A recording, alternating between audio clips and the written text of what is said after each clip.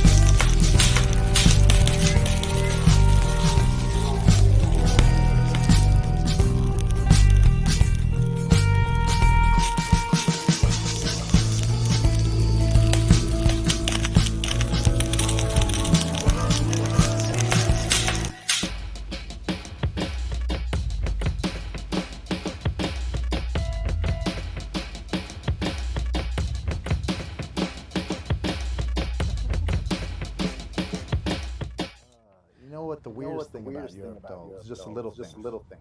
Oh yeah, like what? Like, you know what they call a California burrito in Paris? Don't they just call it a California burrito? Nah, man.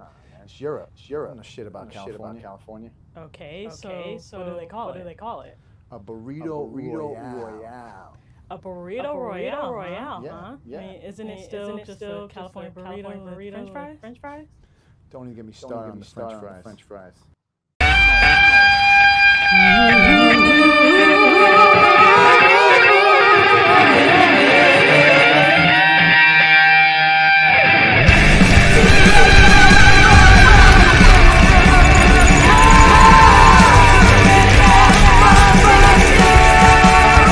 Fireside Chat.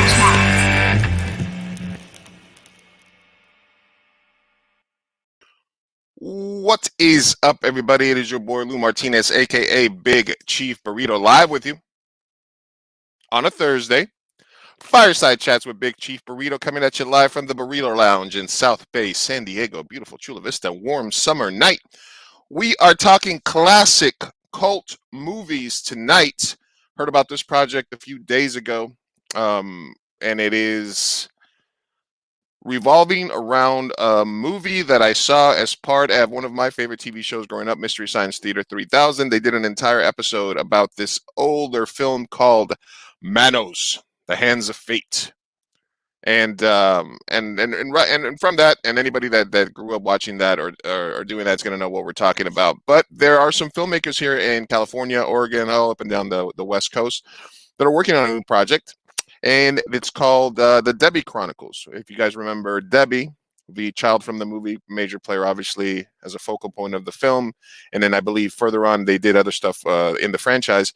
So I said, hey, that sounds like something that I would be interested in talking to people about. So I got my Torgo's hat, and we're ready to go. So let's go ahead and bring on the cast, starting with the, I believe, producer, director, Willow Polson. Thanks for joining us. Hello. Thanks for coming on. How do you like the hat? Do you think it's appropriate? The hat is fantastic. It's a hat on a hat. It's a hat on a hat on a hat. That's how, hey, sometimes you got really, really bad hair. You got to go hat on a hat. Oh, man. And we want to bring on the rest of your team, including the original Debbie, Jackie Naaman Jones. Thanks for joining us. All right. Thank you. And then we absolutely. And then we have another actor here, Mr. Timothy Crable.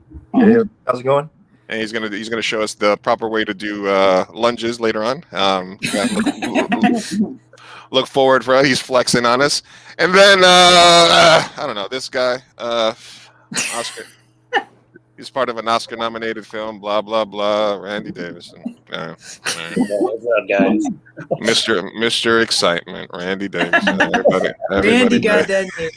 I just had a COVID vaccine. I don't feel good. He doesn't like that. He doesn't like that nickname. We gotta find him another one. Randy, Mr. Excitement Davison. Yeah.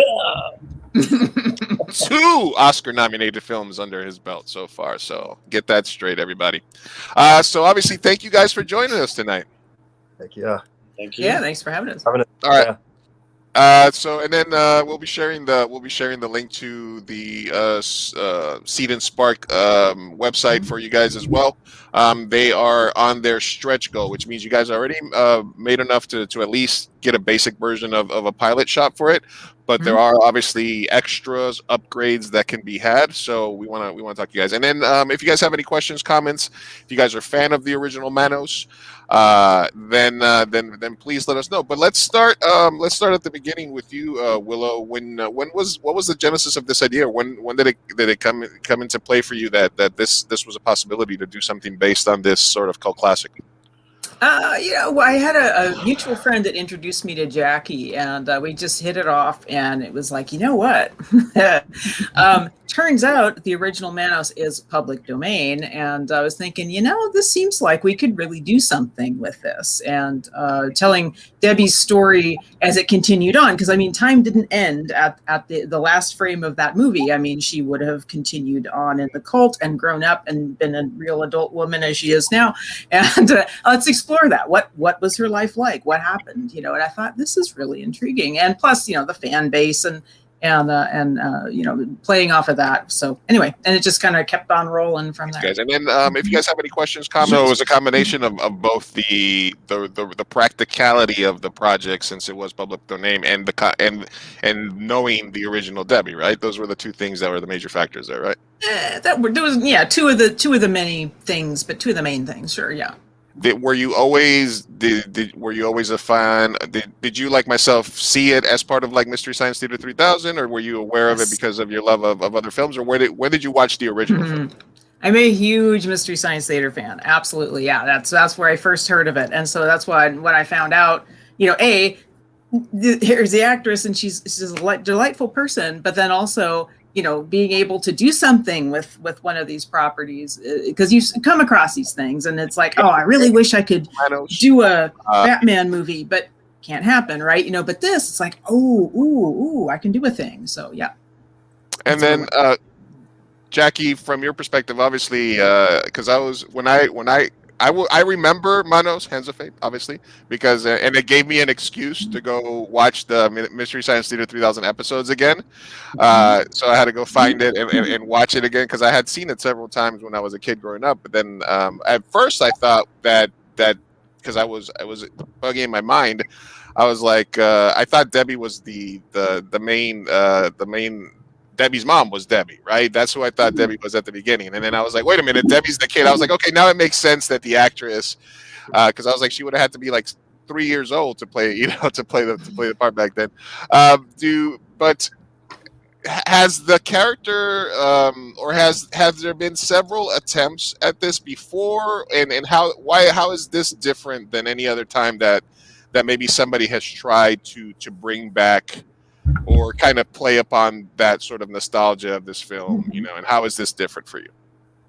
Well, there was an attempt at a sequel about 10 years ago, and we actually got part of it filmed, and the whole cast and crew went to El Paso, where the film was originally done, and anyway, that fell apart, and I won't talk about it. Okay. For a number of reasons.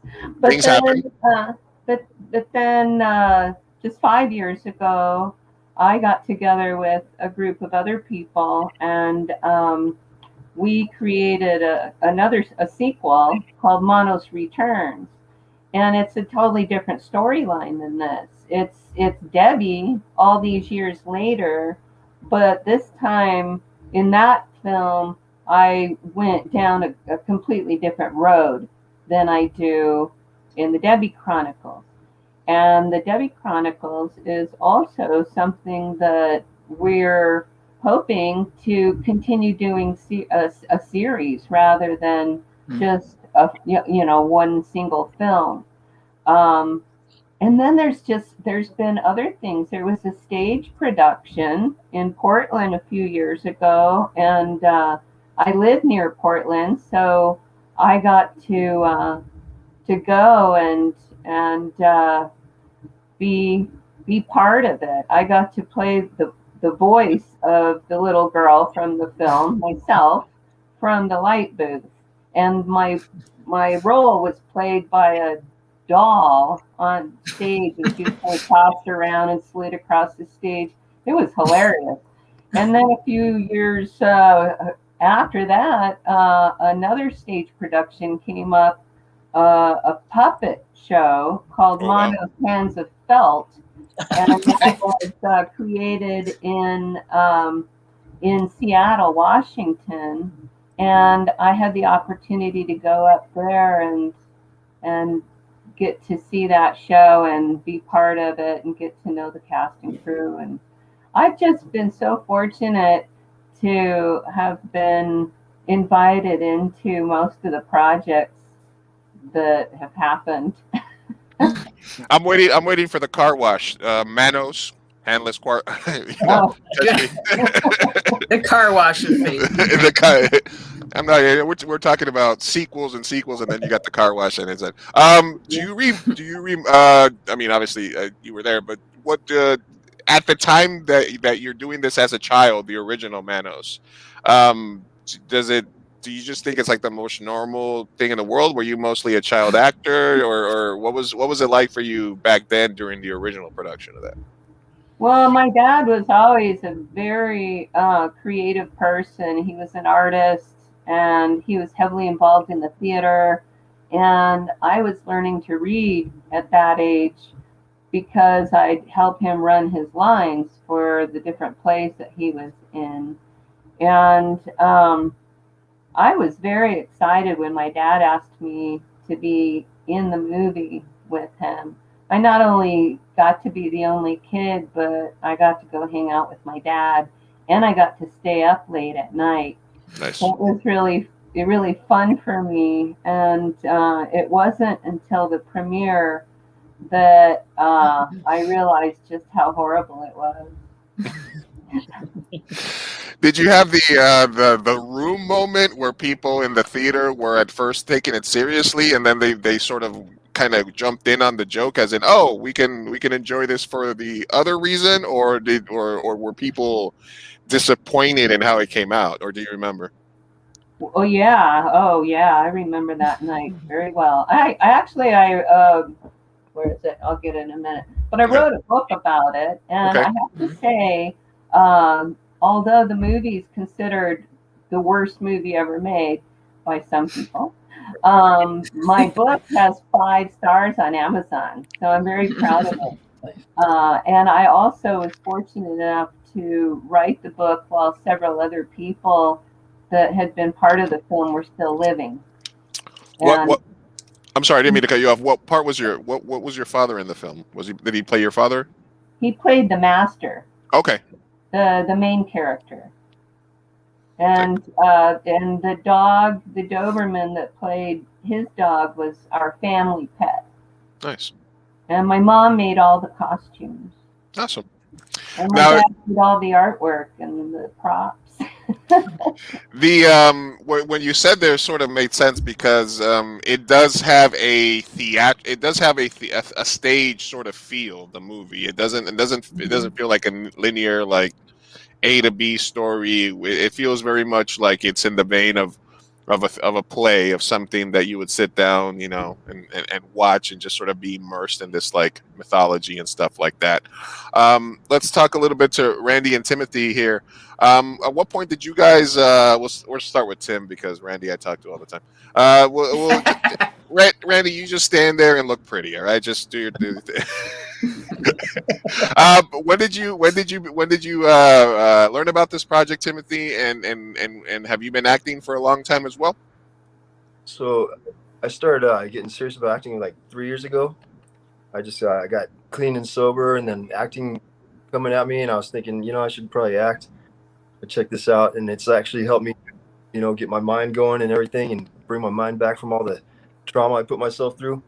And then last year I met Willow online, and we started talking about this project, and we've been building up to it till now, and now it's become, its thing. So it's fun. The more and more Manos comes along, the more I learn it's a cult film. So it should be pretty exciting. It'll be real fun. And his character is actually a crossover from another thing that I'm wanting to make or making called Triune about and I'll go ahead and spill it, but three brothers who find out that they're angels, and he's one of them. So spoilers, it's a thing, but then we find that out right away in the story. So it's fun. I get to use my skills. Yes. Yeah. Thanks for taking time from being Jason Momoa's body double for coming on. Thank you. I know you have a busy schedule, so I'm glad he was able to give you the day off to come do this. Heck yeah, man. Nice. We need to do an Aquaman fan film next over here with this guy. Let's do it, man. And then Randy, when did you make time for yet another project? What's going on here? How did you get linked up with Willow in this thing? And were you a fan of the original Manos? Oh yeah, I saw it on Mystery Science Theater 3000. That's the first time I saw it, and Willow brought it up to me. I'd worked with Willow on a couple of projects. Speaking of Triune, I did played one of the three brothers in the voiceover version we did, which was an animated motion comic. We also we did a kind of a live action teaser for it for Triune. Yeah. So yeah, that's how I met Willow, and we also did some voiceovers, Hidden Gems of California. So mostly voiceover stuff I've done with Willow, and she brought this up to me, and I said, yeah, I remember seeing it on Mystery Science 3000. I loved it. It was fun. The character she presented me with is it's going to be very fun. Okay. A lot of layers to it. Where's your hat? Where's your hat, Randy? It's NDA. I can't show the hat yet. This is actually the original hat. I bought it on eBay. So right. I'll let you guys borrow it now. I'm kidding. This is one of my. That's an Indiana Jones hat. Come on.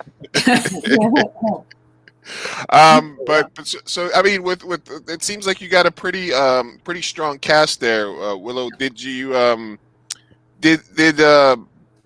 are you usually drawn to these type of projects and films? Like, did you grow up with a lot of like cult classic stuff, or what was it that set this aside from like 1,000 other projects you could have done? Yeah, I've always been a genre person, right? It's like, rom-coms boring, that kind of thing. It's like, ooh, give me, a Ragnarok, give me, that kind of stuff. That's what I really like. Supernatural, I'm a huge fan of that. Mystery Science Theater, obviously. Heroes. I'm a giant fan of Heroes. Anything like that is a character study. And that's part of what I'm really liking about like The Mandalorian is a lot of it is character work. I just, yes, I'm late to the table, I know, but I just started kind of binging that. And it's like, what's interesting is it's who the people are, and less the tentpole, shoot 'em up, big explosion, Michael Bay, whatever. It's like, who are they? What are they going through? What is their motive? What's my motivation? But in a fantasy or sci-fi setting. So this is what I kind of riffed on with the Debbie Chronicles is like, okay, what happened to that girl? Because that last, final image of where she ends up is like, that's just wrong. That's just really wrong. And I wanted to explore that and turn it into a positive thing, a la Supernatural, fighting the darkness, fighting monsters, saving people, bringing that positivity into what is currently a kind of a dark world. A lot of shows are the grim and gritty versions of things. And it's like, I don't want to watch that. I want to watch something positive that gives me hope, that makes me feel like I can make a difference. And that's, where I'm going with it. So, yeah. Awesome. All right, Wise. We're talking live on Fireside Chats with Big Chief Burrito with the crew, cast, producers of The Debbie Chronicles, based on the Manos Hands of Fate original film. And you guys can watch that, and you guys can go support that. If you guys go to Seed and Spark and look for Manos, the Debbie Chronicles, you can be a producer. They have 11 days left as part of their crowdfunding. And although they have guaranteed at least to be able to make the basic episode, I compare this a lot to when like Super Troopers 2 did their crowdfunding, where they said, we can make the money for this much. Any other money we make, we're not going to keep it. We're just going to make a bigger, more robust movie, get better equipment and stuff like that. So there's a ton of stuff that you guys can do that for, like for $15, $25, $38. There we have you can get, and I saw that you guys have like soaps. Yeah. we gotta get the Manos hand soap. That's a good crossover right there. The Manos hand cream. I like that. Right. And Manos cream. Yes. And then the Torgo candle. You too can set Torgo on fire if you want. We have a Torgo candle right here. That's hey man. The Master Luxury Candle. Oh man, I think I need one of these. Very smart. Sticky Smoke Old Sagebrush Ozone Limited Edition Manos the Debbie Chronicles Benefit Project. Oh my god, that sounds like a lot of stuff. When you decide okay, we're gonna do this project, we're in touch with Jackie, the original Debbie. The movie's got a cult following. Do you consider this like fan fiction? Do you consider just kind of adding to the canon of it? How do you place this film in terms of like the universe? Are you asking me? Yeah. I'm asking. Well, as a producer, yes.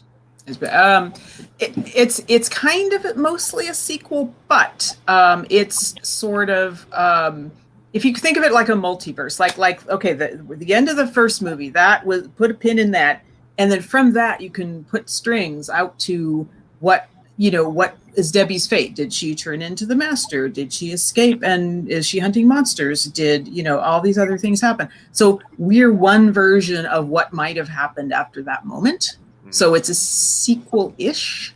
What does fan fiction even mean, right? It's like, people discount that as, well, that's just fan fiction. And it's like, there's a lot of things that are technically fan fiction because people are fans and it's fiction. But it's like, how do you even define that?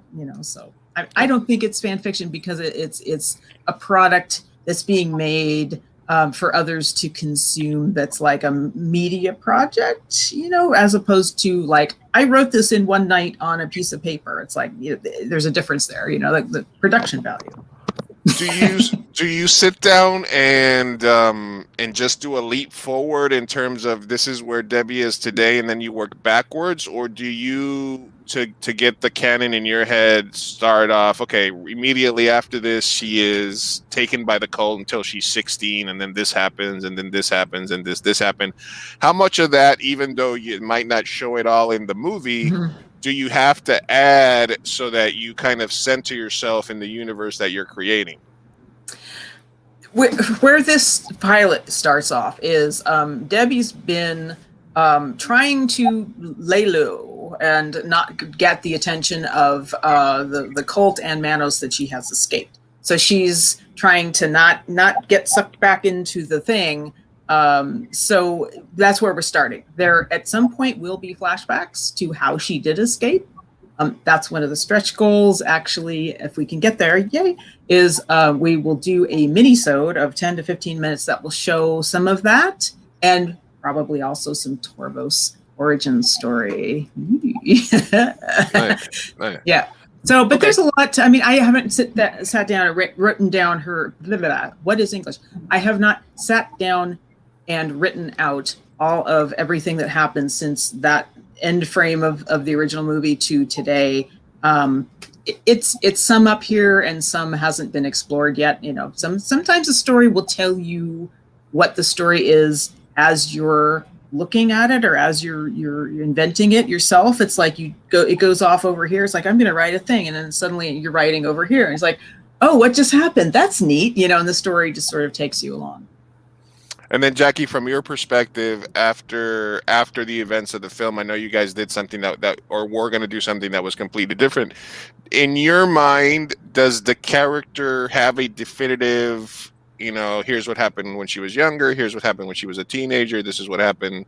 Do you create that in your own mind, or are you sort of just allowing the people that are going to write it kind of do your thing and you give your input, but you don't have a definitive, you don't mind either way how it goes?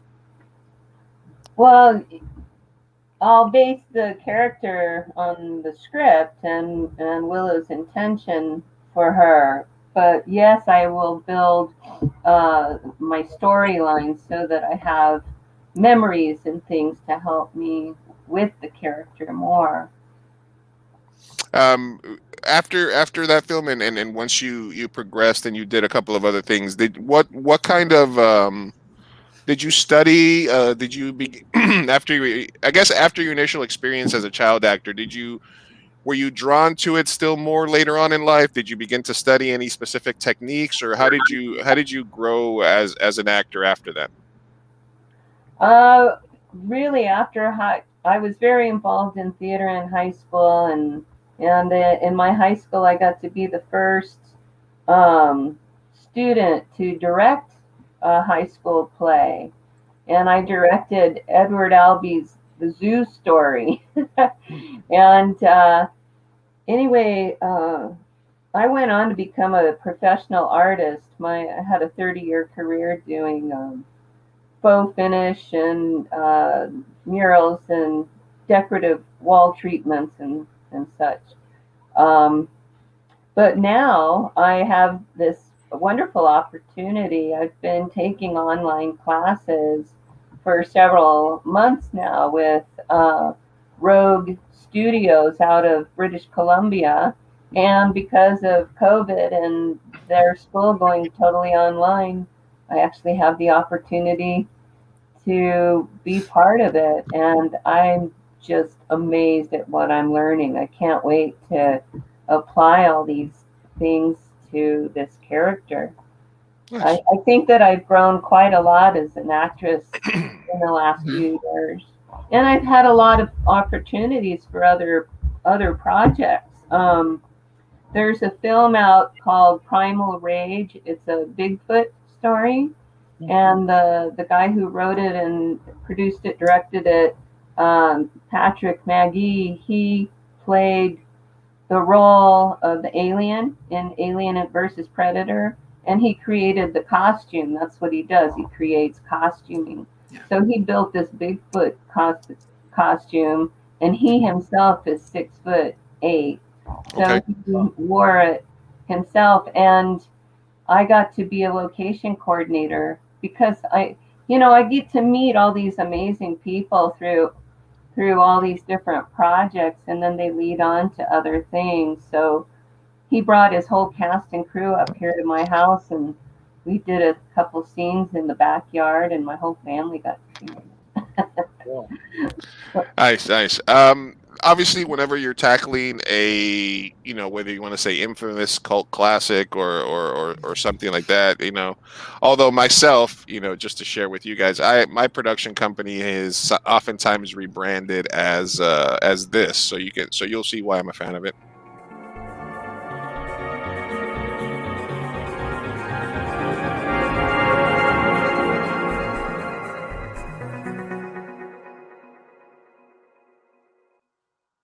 I use Edwood Film School as my competition platform, and as well as my teaching platform, because I believe he's the original guerrilla filmmaker. So I am all about just getting stuff done. But when you attack a cult classic, when you enter that can maybe Randy and Tim can answer this first. But you tell somebody, hey, I'm in a Manos Hands of Fate film, and either people are going to say, what? Or they're going to say, oh, damn, I remember that. So have you guys had any feedback or stuff from people, fans of the original, Timothy? Oh, yeah. A lot of people in Portland, the one from 66, I'm like, yeah. Yep, it is.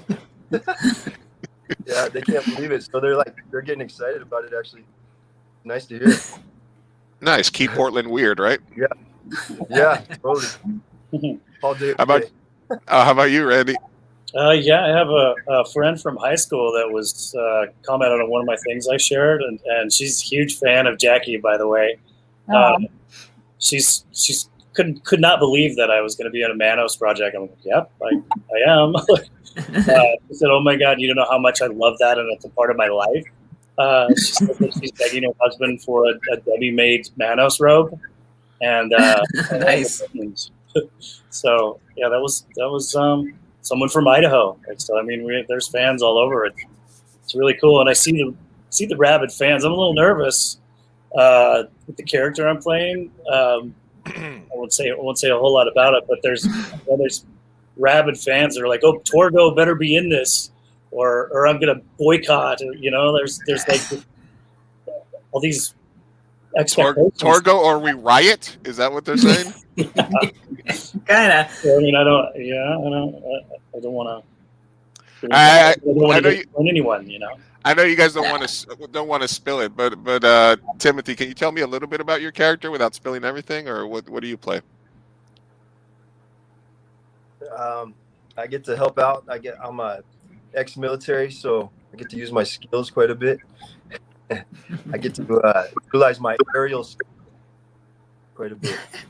Okay, all right. So, Right, because we already spilled that he's an angel, so yeah. Oh, okay, all right. So, I can spill a little bit about mine. I'm a little bit of Gollum, a little bit of Ice King. Okay. And, yeah, and a little. What was the other one you said? Oh, what was the other touchstone? Yeah, those are really the best ones. Is kind yeah, just he's kind of not quite right. There you go. There's reasons for it. There's a corruption happening there. So yeah. does this take place in like modern day, or when does your story start? Yeah, no, right, modern day for sure. Yeah, definitely. Okay, and that gives you enough to play with that you want to go back, like you say, do the flashbacks, do the sequels, do the mini-sodes and stuff like that. Mm-hmm.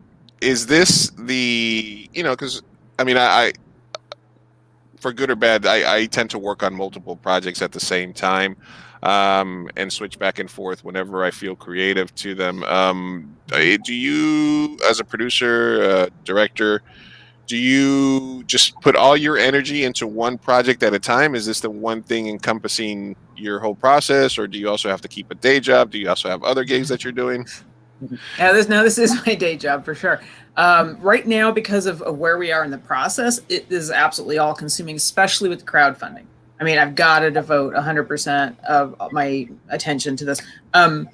When it's early production and I'm not quite sure what the thing's going to be, I might have a few things that I'm kind of like, well, let's try this, let's try that, let's see what kind of takes off. And again, Triune is one of those things. That's my passion project. That's what I really, really hope someday to actually get made at like the top, level. I'd love to see it on the CW. I am going to be pitching the Debbie Chronicles around to some places, so which I can't really talk about. But that's my hope, is that if this isn't the thing, then this will lead me to the thing. But I'm gonna, absolutely give it my all. I mean, that's, I'm not doing a half effort.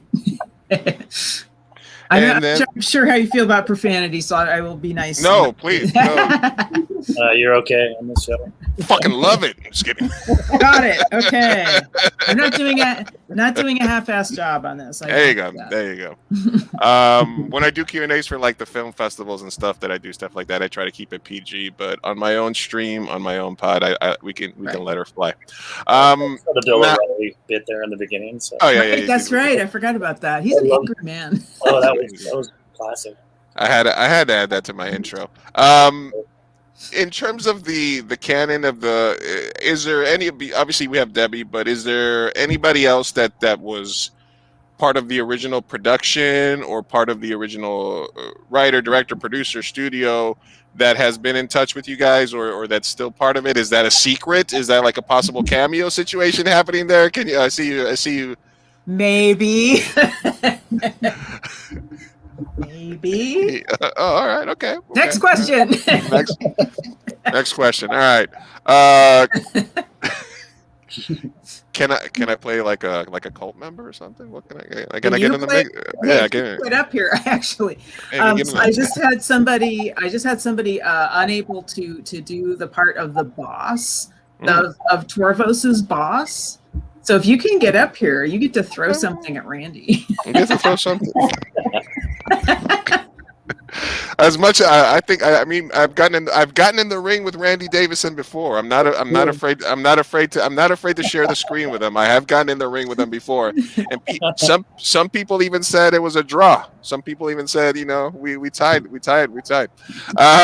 was like heat. It was a little like heat.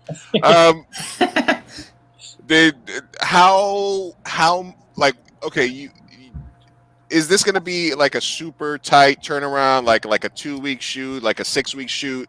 What are you guys looking at, like production wise, from, you know, if let's say you hit your stretch goal, you're able to do the things that you want to do. How long is the shoot going to take you guys? Well, the pilot is going to be about 6 days to do an hour of material for the pilot. And then if we get to the stretch goal of the mini episode, that's 10 to 15 minutes. I haven't even written that yet. I mean, it's like, if we get the stretch goal, great, I'll work on that after I'm done filming this. And then every episode after that's going to be 30 minutes. But we're starting out with a bang, with a 60-minute episode. So yeah, it's going to be tight. It's going to be, yeah, I'm not going to do, 12-hour days. I'm not that guy. But it's going to be some nimble filmmaking. Let's just put it that way. So. But beyond that, beyond what I have planned already for the pilot, it's like, I got to write it first. So I'll tell you later. That's right. Well, I am that guy, because I'm like, we're shooting 15 pages today. Let's go. Let's get after it. Anything that you are doing? Obviously, this character has been part of your life growing up, Jackie. Anything that you do to, I don't know, refresh your mind of it? Is it something like where if you started, like if we say, all right, we're going to do a Debbie scene tomorrow, you can snap into it real quick, or do you have to like prepare yourself for it, like, immerse yourself in the character a little bit to kind of prepare for the shoot? Well, I think the character I can understand. Learning the lines, now that's a whole nother thing. Because I'm finding as I get older, my memory isn't as good as it used to be, and there's a lot of lines in this, so I need to just really work on it. But I'm not worried about the character. Yeah. Absolutely. So it's a real talkie. Yes, he's got a lot to say. Willow could always Marlon Brando you in with wear a little earpiece and feed you lines. We'll work it out. That's what editing's for. As I always tell people, I want people to. Yeah, go ahead. And then with Timothy and I traveling down together, we'll have a lot of rehearsal time in the car. We'll have a chance to really, get it smooth. Mm-hmm. Right. Timothy, what's your favorite part about acting, man? What's my favorite part? Everything. I like action, comedy, drama. I like it all. Nice. That's all in one episode like this. So you just like the variety of things that it's going to allow you to do, right? Yeah. Well, what do you like most about being Mike, though? What do I like most about being Mike? Yes. Well, since you already spilled the beans, he still gets to help out people in diverse situations. Cool. Yeah. Then the other thing I wanted to ask you guys about is, we talked about kind of the mythology of the show, the fans of it. Have you gotten any pushback, Willow, for any of this? Like, in as much as like, why are you bothering with that? Why is this, blah, blah? Yeah, a lot. I mean, especially when people post about it in the Mystery Science Theater group. I mean, people that like Mystery Science Theater to some extent have, a lot of them are looking for something to make fun of, and it's like, oh, that's crap. Oh, why are you doing that? And it's gonna suck. And it's like they haven't seen it, so they don't really know. They don't know me. I mean, they haven't seen any of. Well, we haven't filmed it yet, so how can they? So yeah, there's some pushback. They're expecting it to be, why are we making a sequel of a crappy movie? It's like, well, whatever. That's fine. I mean, it'll prove itself.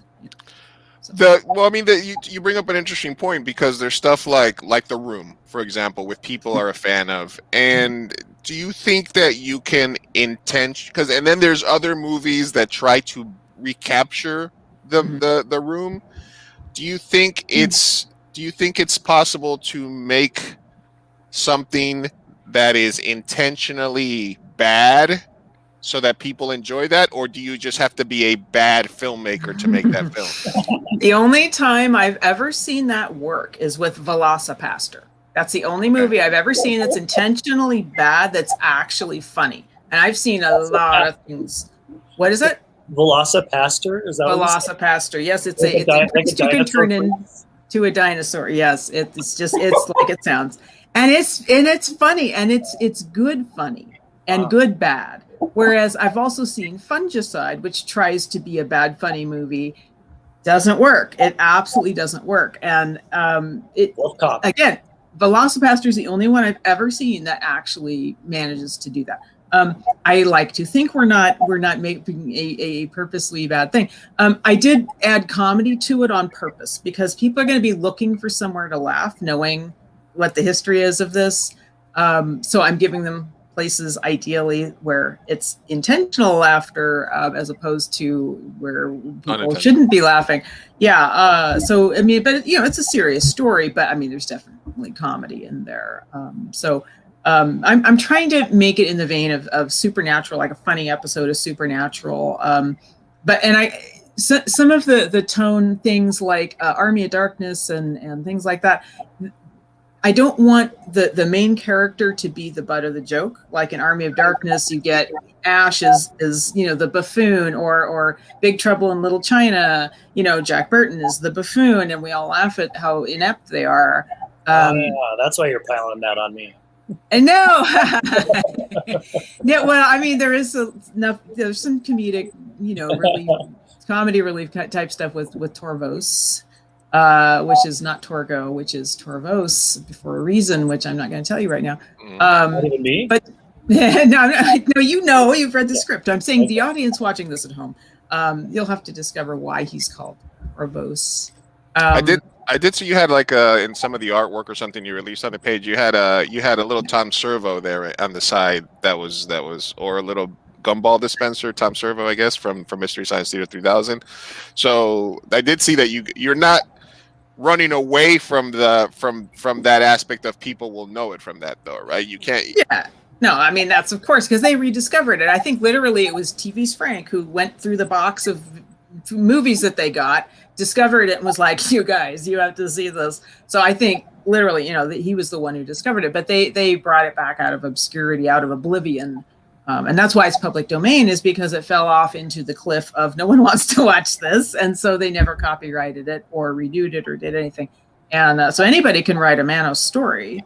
Go right ahead. This is my version, our version, which is meant to be. Well, and the other thing too is like there's Archie comics, right? And then there's Riverdale. And they're two very different things, but they're the same characters. It's just a very, very different take on that story world. And that's kind of, what I'm looking at doing here is not funny, not goofy, not silly, not terrible. It's meant to be a beautiful production. Absolutely.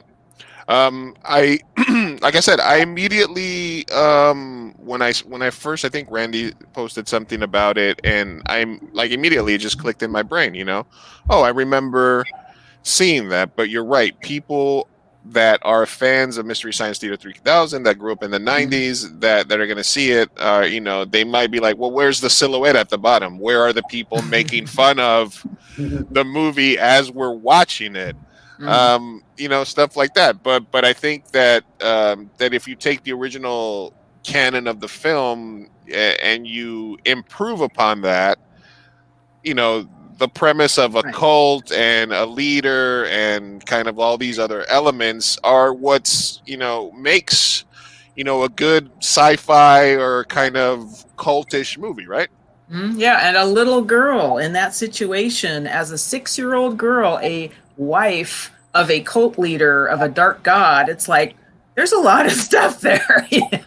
So let's explore that. What does that mean? What did that do to that girl? Well, and then escaping the cult, there's some Branch Davidian stuff, there's some Scientology stuff, there's a bunch of different other aspects of it that come into it, right? Right. Well, and there's go ahead. I was going to say, there is some legit supernatural stuff that goes on in the original movie. They try shooting the master. It has no effect on him. Some people have said maybe they're vampires because they're only out at night and this kind of thing. And so how would Manos keep these women, these wives in this hypnosis sleep? There must be some influence, supernatural influence on them as people. So, it's not just people wandering around in the desert. There is some supernatural stuff going on. What is it exactly? Let's find out. And will we ever answer the question, why does Torgos walk so funny? Does he have a broken? Did he have meniscus surgery and he doesn't have crutches? Is he drinking a little bit too much of like the fire water? What's going on there, Randy? Did you ever come across that in your research? Me? I'm not Torgo, but yeah, he wore these.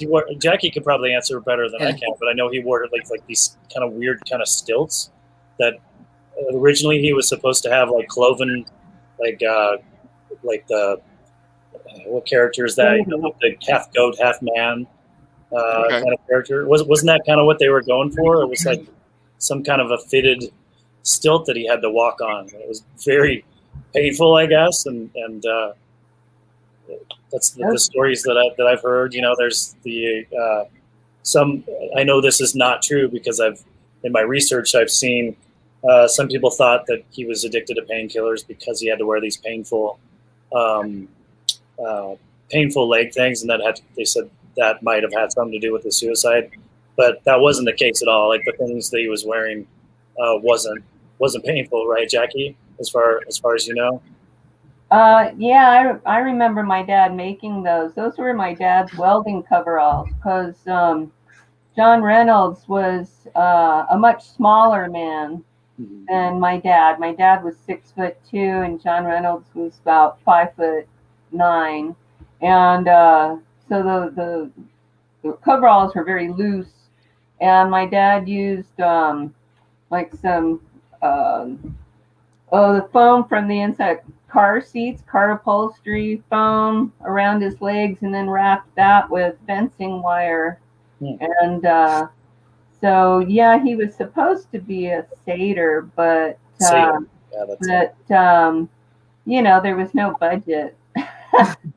And my dad basically just used what he had in his studio, because the other thing was all the props and everything came out of my dad's pocket. I don't think he ever got reimbursed for that. What did any? Go ahead, Randy. I didn't mean to cut you off. Oh, that's right. I was going to say he was such a fun character for me to watch. I mean, he was very memorable. His delivery, I loved it. I mean, some would say it's bad acting, but I thought he was great in the realm of how William Shatner is great as Captain Kirk. Absolutely. It was very memorable to me when I saw it, and watching it again recently. Unfortunately, I don't know if a lot of people, the fans know about this, but he committed suicide like before the premiere, right, Jackie? It was like a week after. Yeah, he committed suicide a month after the end of shooting, I believe, of the film. He was on drugs a lot. He took a lot of acid. Those were the days, anyway, the 60s. And I believe he was on acid during part of the shooting of the film. But yeah, he committed suicide 1 month before the premiere, I believe it was. 1 month before the premiere. Did I mean that's a crazy story right there. Did did any props? I think you guys were talking a little bit about maybe like a blanket or something, but did any major props, things from the movie survive over over this time frame? Did you obviously, since it was like a family sort of production, did any of that kind of survive, or were things just kind of reused or thrown away? Well, like I said, my mom made the costumes. So she made the master's robe, and my dad helped her design it. And he made Torgo's staff out of metal because he was an artist. He did a lot of sculpting with a welding torch, and he painted the master and dog painting.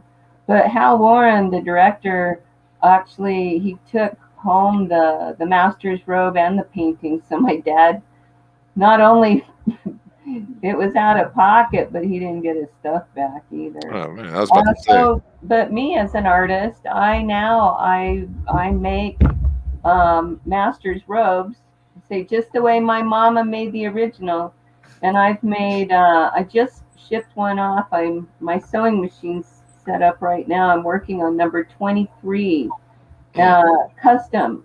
So I've made robes I made one for a woman in Georgia that was 4'10", and I made one for a guy in England who was 6'8". Okay. And I will say, but wait. Yep. Hold on. All right, we'll wait. While she's doing that, I was just mentioning really quickly, and Randy maybe pay attention also on this, is that what's going to be one of the add-on goodies for the campaign is a master's robe. So you can get it and help us out at the same time. Nice. And then this is, I made some of these too, just the way my dad made the original. I cut it with a welding torch out of cold rolled steel. Yep. Oh wow. And a screen used version, its screen used one is going to be a perk also. So, you could take this home after we've filmed with it and Jackie has signed it. It can be yours if the price is right. I might need a Manos robe for Comic-Con this year. I mean, oh yeah. I mean, I know one day I'm going to go as Marvin the Martian Manhunter. That's going to be my hybrid outfit. But hey, man, I could totally be Manos. I've seen Thanos. I've seen the master robe, but it's Thanos. So Manos. Thanos. I've seen that. Well, and Joel and Joel Hodgson on MST, I think he once wore Manos or hands. Yeah, it was like with feet, right? The feet. It was feet. Right. Did you make that, Jackie? I would. I've made little dog and kitty coats with robes with hands on them. In fact, now here's something I haven't offered them yet, but I'm making handbags. Handbags. Oh, nice. Nice. And I like your scarves. I have one of those scarves. Oh yeah, those are great. Scarves to keep you warm. Yes, very much. I like it. I like the entire production, guys. We're live here talking with the crew, production team, some of the actors, the original Debbie from Manos Hands of Fate, and the new film based on the canon of that project called Manos the Debbie Chronicles. You guys can check them out. I have been scrolling down the Seed and Spark. Just look for Manos the Debbie Chronicles. Here we have a picture of when was this here at Comic-Con? What project were you promoting then? I was on a panel at WonderCon for female showrunners, and that was like 3 years ago, something like that. I was sitting next to Sarah Gamble. I stayed at her house. It's very nice. Nice. We got a picture of Ed Wood here, which I'm a fan of. Obviously, I've stated I'm a big right. fan See, of that's in the Why Me section because it's like, I just admire his spirit, and the willingness to just do what it takes to get it done. I just really like that.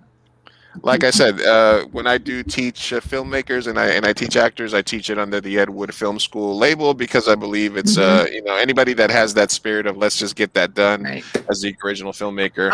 Yeah, just a little bit. Okay, see that Vintage Lippert Productions movie poster? So funny story. A friend of mine is Robert Lippert III, and that's the grandson of Robert Lippert, who made The Fly and a bunch of other 50s B movies. And he is an executive producer on this. He's a dear friend, and he has donated a vintage movie poster of a Lippert production with George Raft called Lone Shark. And it's actually sitting like 2 feet away from me here. So that can be yours if you want to help us out and throw us some money, and I'll ship it right out to you. Nice. Now, it like I said, you guys are already at the basic goal. You're at 107. Yep. But that just means that if you guys can kind of kick ass here over the next couple of weeks, it seems like a very worthwhile project to be a part of. So, like I said, as soon as I saw that it was something that was like that, immediately rang. Like, you hear about it and you immediately have an image of it if you're, if you remember stuff. But I want to thank you guys all for coming on. We do have one thing that we do with all our guests here that Randy knows about. But before we do, I want to make sure that everybody understands that, I make movies too. So if you've been watching, or is this the first time that you're watching my stream, please make sure that you guys go to 2amburrito.com. At 2amburrito.com, you can know everything that you would want to know us about a production company. You can click on our YouTube link here, which will take us to our YouTube channel where you can subscribe. You can find our podcast on Spotify. Here it is, part of the 2AM Burrito podcast. This show will be available in audio-only form on Spotify or on iTunes. Just look for the 2AM Burrito podcast. And you can be up to date on everything. You can check out our filmography. I just finished working on this website, so you can see some of our older projects, some of our older movies. You want laurels? We got some of those right there. So thank you for everybody. If you're a first-time watcher, make sure you guys are following us. Just look for 2AM Burrito on Facebook, Twitch, everything else, and you'll be able to find and support us. And you'll also get notified every time I go live. And I go live with people that are not only just filmmakers, but people that have interesting stories and things to say. So I appreciate you guys coming on. One of the bits that we like to do with everybody before I let you guys go is something that I like to call the bracket bit.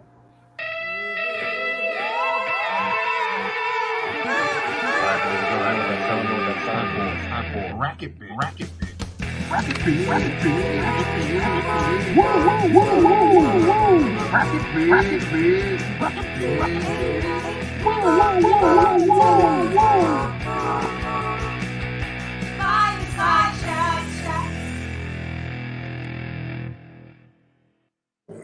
I love seeing people's reaction as I play that, and Timothy, I don't know if Timothy was just kind of frozen there like, what's going on here? Randy didn't tell me about this. All right, the bracket bit is prepared for maximum pain. It's a scientific process that I have created that you guys are the guinea pig for. Willow, you are the point person for here, but Jackie, Randy, and Timothy, you guys can help her make the decisions on this bracket. What I have chosen for you today is a battle of the cult classics. I'm going to give you 2 different cult films, and you're going to tell me which one moves on. Now, I create the bracket, meaning that I get to choose, and only I get to choose what movies go on the bracket. But you can decide which of these 2 movies, which movie would you watch right now if you were to watch one of these 2 movies? Which one is your favorite? Which one do you think holds up the best? Which one would you rather remake yourself? Whatever your reasoning for the pick is, you can do that. But I will be the one providing the questions to you. And Jackie, Timothy, and Randy, feel free to chime in. The other reason that I do this is because we didn't get into a whole cult movie discussion. So if any of these movies are ones that you guys would like to talk about, then we can sort of just pause and sort of talk about them for a little bit. Okay, you guys ready? Yeah, this is hard already. Look at this. All right. Man. All right, in our first matchup, we have the Rocky Horror Picture Show versus Escape from New York. Whoa. This is mean. So okay, so who gets to vote on what? What? How?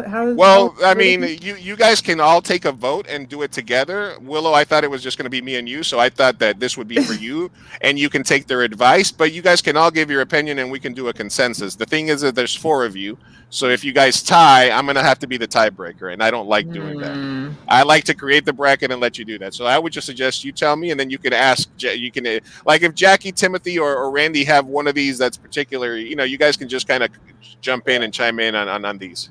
Oh my God! I'm a diehard. But what's the question? Which one of these? It's I'm giving you a bracket. It's like a this or that. So if I say the Rocky Picture Show or Escape from New York, these are 2 cult classic movies. You tell me which one of them moves on to the next round. I see. Like, because you like them more. Like, is it better or more of a classic? Whatever. Like I said, I create the bracket. What you decide to base your criteria on is completely up to you. You can say which one's the more classic movie. If I had to watch a movie right now, which of these 2 would I watch?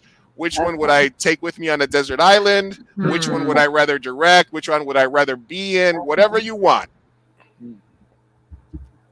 Wow. I'm a diehard Escape from New York fan, so I got to move that one. Rocky Horror. They're both amazing, but so we got tough one because I prefer Escape from New York, but Rocky Horror is much more of a cult classic. So, what do you think, Timothy? Rocky Horror is definitely more of a cult classic, but Escape from New York, I think. We got Randy and Timothy that like Escape. Jackie says it's Rocky Horror, but the choice is yours, Willow. Oh no! We'll do it like that. You guys can give your opinion, but it's Willow's bracket, so she's going to have to make the choice. Oh my God, cult! I'm going to have to go with the title of what this is, which is a cult classic battle, which means it needs to be more of a cult classic. In this particular case, I'm going to have to go with Rocky Horror. Right, Even though Rocky. I like Escape from New York better, I'm going to have to go with Rocky Horror. Hey, like I said, I create the bracket for maximum pain and scientific purposes. And you are my lab rat. In this case, I pull the strings. I'm just kidding. All right, so Rocky Horror moves on. All right, They Live versus Dazed and Confused. They Live.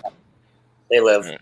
They Live. All right, not even conversing with the crew here.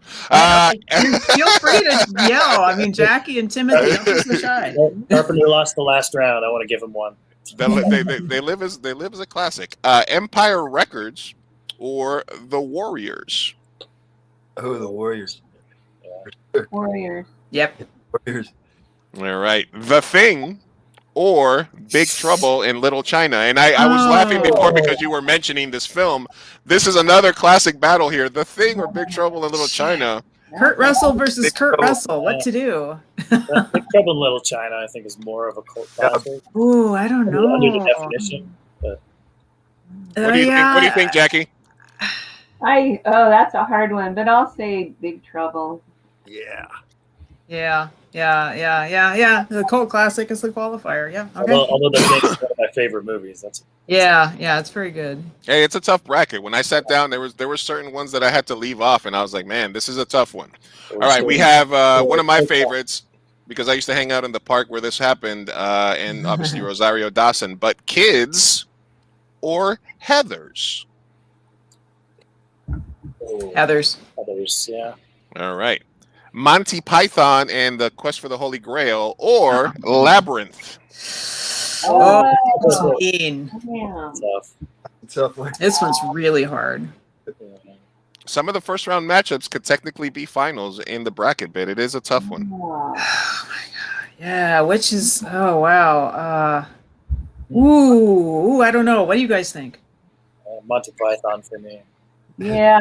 Monty Python. Monty Python. Yeah. Monty Python is a classic. Yep. Three and a half.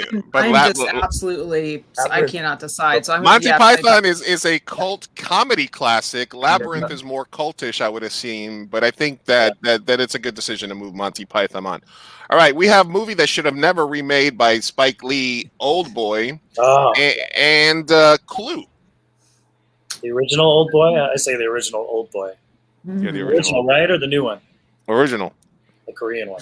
Yeah. The remake doesn't exist to me. It's dead to me. It's dead to me. Well, I don't know why. No, I'm leaning towards Clue. Jackie, Timothy, you want to chime in? I say Clue. Clue? Clue. All right, with Clue. I mean, Clue's a classic. Yeah. The movie that got a little too close to what politics started to be like in the U.S., Idiocracy, and another comedy classic, Office Space. Oh, Idiocracy all day. I think that's more of a cult classic than just a straight up comedy. Because I mean, Office Space isn't really a cult classic, I would say. Yeah, I guess Idiocracy is more of a cult classic. Okay, Idiocracy. Yeah, of course, cult. Yeah. All right.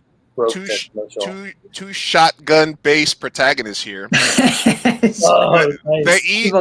The Evil Dead versus one of my favorite, most underrated movies of all time, Rutger Hauer, Canadian-made hobo with a shotgun. Obviously, I put this one in here because it tugs at my heartstrings. Yeah, but you put it against Evil Dead. That was your mistake. That was my mistake. You know what? Actually, I put this in last because what I had here was this one little movie called Manos Hands of Fate, but I figured that would be unfair to put that into it because then it would be like no way it was going to lose the bracket. So I took it out last second. All right, so Evil Dead, yeah, even though I did want to talk about Hobo with the Shotgun because it is one of my favorite movies of all time, but Evil Dead is the appropriate choice here. All right. Why, thank you. Yeah. I win. The Wickerman versus the original, the Wickerman versus the Big Lebowski. Lebowski. Now, Lebowski could be on par with like Office Space in terms of being a classic comedy, but not necessarily a cult classic comedy. But they do screenings of it. People love the movie, and the Wickerman. Maybe I don't know. Maybe the Nick Cage version might be a little bit more cult classic-y than the original. It's not a classic. That's not a classic. You're not a fan? Classic about that. Not of the new one. That's not a classic. But it is a cult. It is a movie about a cult. Sort of. Randy, that's not the point here. Missed the point completely. Again, you guys can change your reasoning at any point. You guys can choose for any reason. You are the rats in the maze. You can go left. You can go right. Oh man. How do you feel about Jackie, what do you think? What's that? What's your vote on this? That was the Big Lebowski. I'll make it bigger for you guys here. The Wickerman or Big Lebowski? Big Lebowski, yeah. That's Big Lebowski. All right. Army of Darkness or Plan 9 from Outer Space? Army of Darkness. Army of Darkness. Army of Darkness, yep. All right. Sorry, Ed Wood. Your time is up. Super Troopers. Paul Verhoeven, more of a parody, but also a cult classic. And Blues Brothers. I'm going to say Blues Brothers is more of a cult classic because it wasn't popular at the time. It's come around. It's become a thing. It was. It depends on. I mean, it was very popular amongst my group. We were kind of the nerdy. We were the ones that loved Fireside Theater and then went on to MST. Yep. Yeah. Everybody hates Illinois Nazis. So. Well, okay. So what do you guys think? Timothy, you're too quiet. Say something. You can make it full screen. It took me a while to figure out. He wants to be in the Super Troopers remake, so I think he's probably trying to. Brothers. Yeah. Oh, you say Blues Brothers? Yeah. Yeah. All right. You agree, Willow? Yeah. Yeah. Okay, Blues Brothers. Blues Brothers is one of the most awkward and horrible sex scenes ever filmed. Showgirls versus classic mockumentary. This is Spinal Tap. Spinal Tap. Turn it up to 11. Fear and Loathing in Las Vegas. I don't know if this is such of a cult music, more of a cult book. Versus Lost Boys. Lost Boys. They're maggots, Michael. They're just Michael. They're just noodles, Michael. Lost Boys. Yeah. Lost Boys. All right, Clerks. Now celebrating its 28th year This wait, I put Clerks as 29. I wish I had a 37 here in a row. Clerks or Goonies? I'm gonna go with Goonies on that one. Yeah, Goonies. Randy, Timothy, Goonies. Goonies. Goonies. All right, let's go with Goonies. All right, Timothy, are you still deciding, Timothy? Timothy, did you have a vote on this one? Are you trying to make a play for Clerks here? I mean, I Clerks, but Goonies, I think. Hey man, I've been called the Fat Colombian Kevin Smith, so I love Clerks. But Goonies is also a classic movie from my youth. Yeah, Clark is more of a cult classic, though. Yeah, Clerks. I just went and saw Goonies at the drive-in like a month ago. Yeah. Wow, that's wild. Goonies and Gremlins. All right, well, I'm going to keep it. I'm gonna keep it Goonies. That's fine. Hey, this is your you got the final decision, Willow. So you can override. You can override. The power. You have the power here. All right, now The Room, I have the power. which is about as we talked about it. Eraserhead. Wow. A good bad movie versus Eraserhead, which is absolutely a cult classic. I'd have to go with The Room, though. I've met Tommy a couple of times. I gotta. Have you? Well, yeah, humble brag. No, I mean, I gotta go with my boy Tommy. Me and Tommy Wiseau are like this, son. See, now if you'd said Eraserhead and Tapeheads, that would really be hard. Have you seen Tapeheads? Absolutely. Oh, right on. Flint stopping by saying Goonies. Well, you win. I like Eraserhead for this one. All right. Ooh, Eraserhead. How about Jackie Timothy? What do you guys feel about that? What do you feel about her choice? I don't know. I'll go with All right. The director has made her choice. It is Eraserhead. Yeah. Moving on. All right. Now, let's move on to the second round here. We got Rocky Horror. Now you have to live with the decisions that you've made. Ah. Oh no, payback.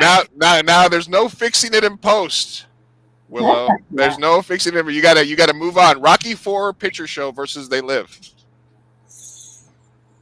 Rocky Horror. Yeah, Rocky. It's a good classic. Yep. All right, Rocky Horror. The Warriors and the Warriors come out and play versus Big Trouble in Little China. Big trouble. Big trouble. Yeah. Timothy Timothy gets overvoted. Timothy, make your case for the Warriors. Warriors is more culty. Definitely more culty. All right, but we're sticking with Trouble. That's one of my faves too. Those are both two of my faves. No, and it didn't do well. I mean, that's part of a cult classic thing is it didn't do well on initial release, and it's continued on as a thing. Yeah, that's part of my parameters there.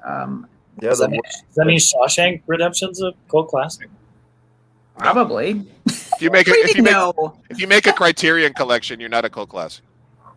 Oh, did you check these against that? Armageddon is a Criterion. I have that one.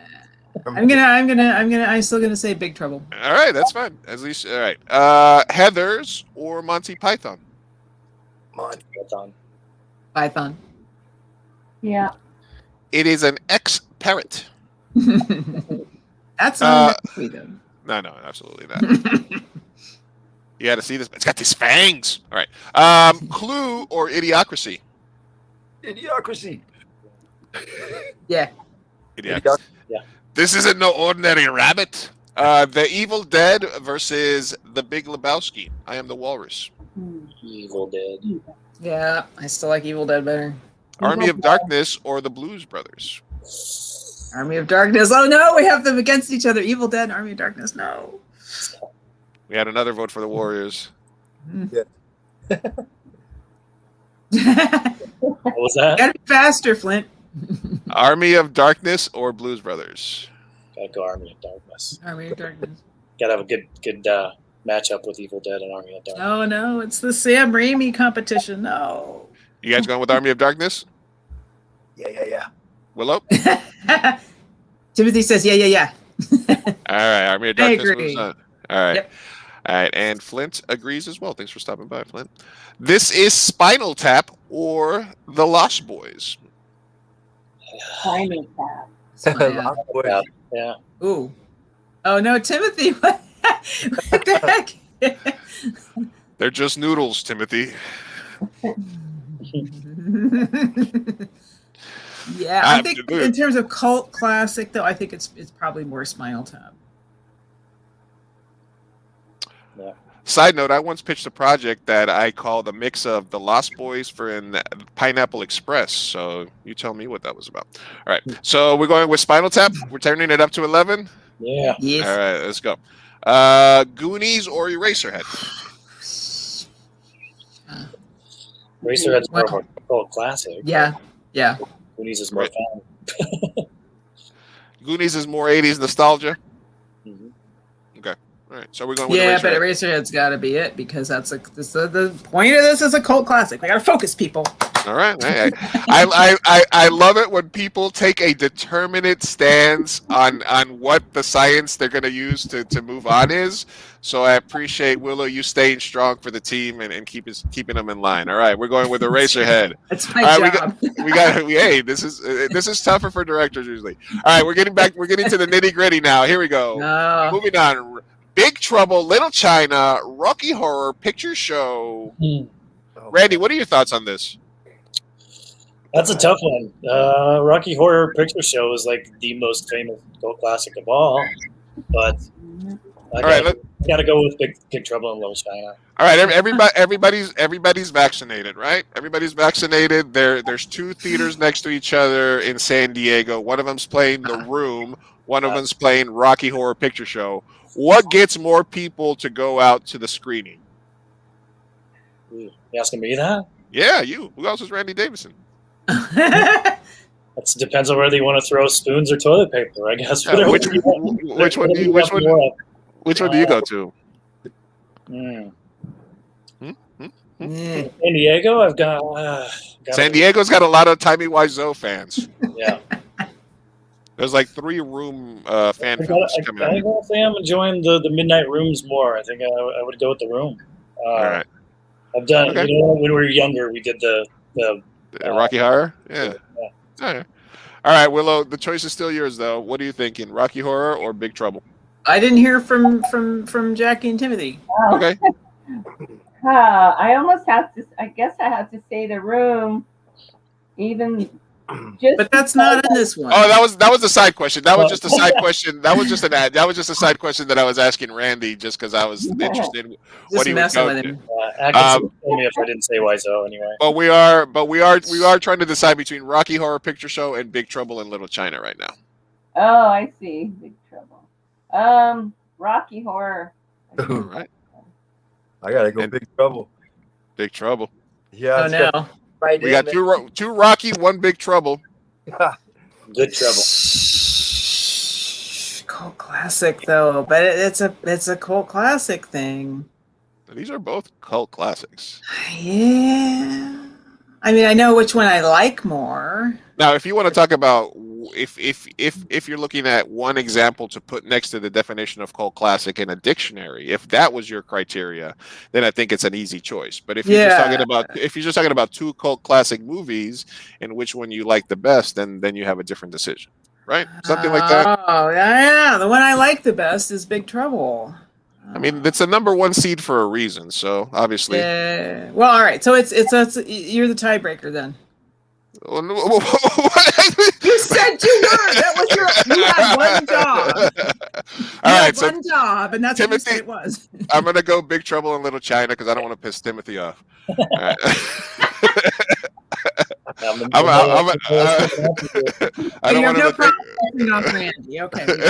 No, Randy. I don't want one of those 20 pounds coming at me. I'm just kidding. No, I think honestly in this one you can't go wrong. I have never personally been a huge fan of Rocky Horror Picture Show. I've seen it once or twice. I've never once thought in my life I'm going to go dress up and watch that at midnight. I have a bunch of other stuff that I would rather do. And if I had to, and my ultimate is always if I had to watch one of the two movies right now, which one would I watch? And that would be Big Trouble in Little China. So we're gonna upset Rocky Horror Picture Show, and we're gonna move Big Trouble in Little China into the final four.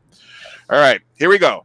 Monty Python comedy masterpiece versus Idiocracy. I know what Timothy's going to say. It's the electrolytes that plants crave. Brano. I still like Monty Python. Monty Python. I think it's Jackie, Randy. You guys agree? Monty Python. My battery died. I'll be back. All right. Yeah. And then there were all right, Monty Python. All right. And the next one of the final matchups here is obviously you said the Sam Raimi heads up competition battle here. We are live talking with the cast and crew and creators of the Debbie Chronicles, based on the classic cult film Manos Hands of Fate. And we are doing a cult classic battle with the director Willow, as well as Jackie, the original Debbie, Timothy, one of the new actors in the new film, and Randy Davison, who has left and it will come back pretty soon. Thank you, everybody that has joined us. Thank you, everybody that's commenting so far. The choice comes down to these final 6 films: Jackie, Timothy, The Evil Dead, or Army of Darkness. Which one of those two stand? I mean, they're awesome movies. Which one of those nudges out for you? I have my. What is it? Evil Dead, I would say. How about you, Timothy? To move up, Army of Darkness. Ooh, I don't have to be the tiebreaker because Randy's not here. That means Willow. Army of Darkness. Army of Darkness. You know, Army of Darkness. Hey, you can't go wrong. You literally can't go wrong here. This is a tough matchup. They're almost they're a continuation of each other. You know. Listen up, you primitive screwheads. You upset Flynn, who said Evil Dead, but sorry, man. All right, and then we have this is Spinal Tap or Eraserhead. Spinal Tap. Jackie, Timothy, Spinal Tap. Moving on. All right, this is quite a final four. I'm not going to lie. Cult classic battle here with the cast and crew of Seed and Spark's Manos, the Debbie Chronicles. Go to Seed and Spark and you can get a bunch of stuff that will be either in the movie, that is relevant to the movie, that is nostalgic to the movie, that is made by the people that are part of the movie. And make sure that you follow them across social media so you can figure out when the Debbie Chronicles will be live. I, for one, will be watching. And we have the director-creator Willow Polson here, as well as Jackie Naaman Jones, the original Debbie. We have Timothy Crabbill, and we have Mr. Randy Davison here, who I've worked with myself on several projects. And we are down to the final 4 cult classic battles. Yeah. Who moves on? Big Trouble in Little China, Monty Python, Search for the Holy Grail, Army of Darkness. This is Spinal Tap. It doesn't get any more culty than this. I'm going to tell you right now, no matter how this ends up, I'm going to watch 2 of these movies probably tomorrow because I haven't watched them in a while. And just thinking and talking about it, I will definitely want to get into it. But the choice is down to you. We have Randy back. We have Big Trouble in Little China and Monty Python. Randy, what do you feel about these 2? Oh, that's tough. Like 2 all-time favorites together right there. If we're sitting in a living room and I put these 2 DVDs in front of you right now, which one would you want to watch first? I just saw Big Trouble in Little China recently too, so maybe that's swaying my decision. But I guess I go with Monty Python. Haven't seen it in a while. All right, Jackie. Sure. I'll go with Monty Python. All right, and Timothy. Oh man, I'd have to say Monty Python. Yep. 4 for 4. This is not the ordinary rabbit. And it gets to the finals. And now Army of Darkness, a cult movie. This is Spinal Tap, another classic mockumentary. I don't know if you would feel that it qualifies for super cult status, but here it's made it to the final 4, so it's here on its own accord. Willow, how are you feeling about this one? Man, that is really, really hard. Cult classic. If you put that's a really good question. Put the DVD in front of me. Which one would I pick to watch? Yeah, which one do you want to watch right now? That's like the old flip a coin, and when it's in the air, you'll realize what you're hoping for type deal. Like, we got to watch one of these. We got to watch one of these movies. Which? Man. I don't know. You got the boomstick. I do. Jackie, Timothy, what are you guys thinking?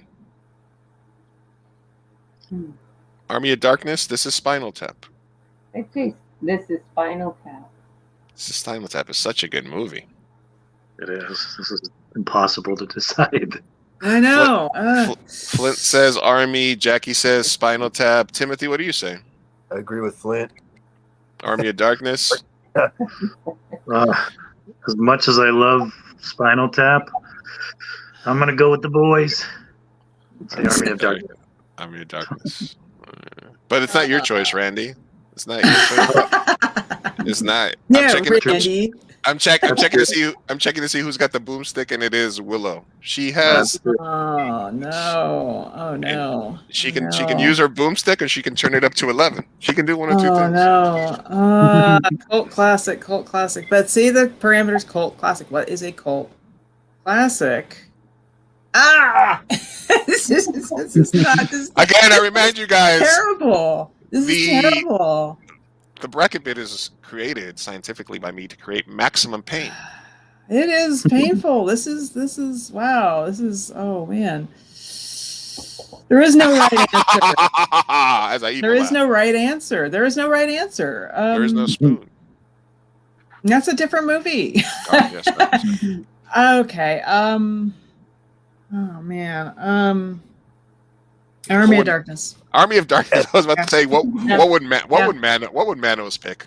Yeah, I think he would pick an Army of Darkness myself. Yeah. You know. Yeah. That's one of my key touchstones for Manos.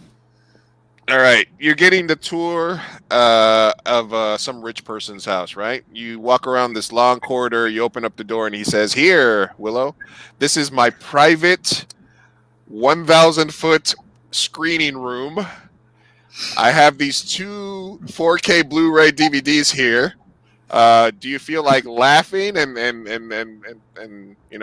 watching some people do stuff with coconuts and stuff like that, or do you feel like watching a bunch of creatures? Or are we gonna throw dirt in not Sam Raimi's face? No, Bruce Campbell's face? Are we gonna throw potting soil in Bruce Campbell's face, or are we going to? I know what I would pick, but I want to hear from the team. This is your quest. What is your quest? This is a team effort. Manos, the Hands of Fate, and Manos, the Debbie Chronicles, team effort all the way. So all right, let's hear from the original Debbie here. Debbie, you have a choice here: Monty Python, Quest for the Holy Grail, or Army of Darkness. No question, AOD. I'm going with Monty Python. All right, we got one vote for Monty, 1 vote for Army. Randy, what's your choice? I gotta say Army of Darkness. Army of Darkness, 2-1. Willow.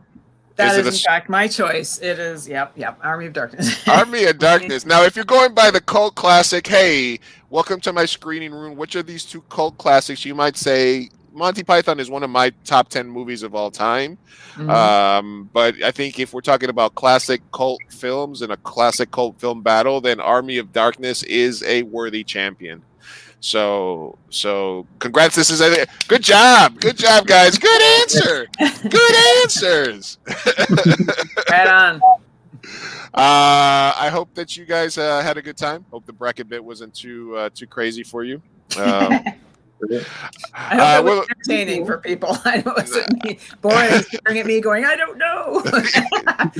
No, trust me, people enjoy the bracket bit. Like I said, it is created for maximum pain, and I appreciate you guys. Willow, leave us with a message. Like, why should people sort of take this project and support it? What is unique about it, or why do you think that it is a worthwhile project for people to get behind? Wow, no pressure. It's made with heart. It's made with the intention of making something new and different, and taking the story world to the next level, right? So it's intended to inspire, be entertaining, bring a little bit of light back to the world, make you feel good and excited about what's happening next, what's going to happen next, and the characters that may or may not come back for future episodes. Looking at you, Timothy, don't know yet. Anyway, and put a smile on your face, and have a good, high quality show that, will endure and hopefully be many episodes to come. Absolutely. Jackie, it was an honor to speak to you and to meet you. I obviously, as a fan of the film and obviously cinema in general, it was an honor to have you on my show. So thank you for coming on. Timothy, thank you for coming on. The best of luck to you as an actor. Randy, I'll probably see you at some point soon. Thank you for coming on. Congrats on Mank. Blah blah blah. I love you, Randy. I love you, Randy. Randy's my boy. Everybody go right here at the bottom of the screen. Seed and Spark, Fund, Manos, the Debbie Chronicles. Check it out. It's gonna happen. They're gonna make it. So the question is, would you like to be able to say that you were a part of it when they make their stretch goal and they make their other mini episodes, and then all of a sudden it's on major networks and they do sequels and stuff like that, and I get to direct a guest episode? All that stuff happens. You're going to want to say that you were a part of it at the beginning. So again, I appreciate you guys for coming on. I wish you guys nothing but the best in reaching your stretch goals, and thank you for coming on the show. All right. Thanks for having us. I'll be back with you guys in 30 seconds after this little video plays at the end, but thank you guys. From the Debbie Chronicles crew, everybody take it easy. All right. Thanks. Later. Mm-hmm.